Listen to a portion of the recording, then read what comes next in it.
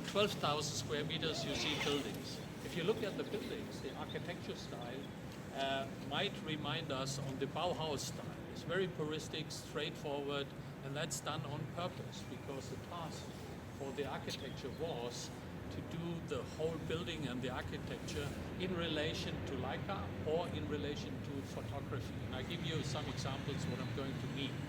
The straightforward architecture, even the color is a color of the black and white scale of photography.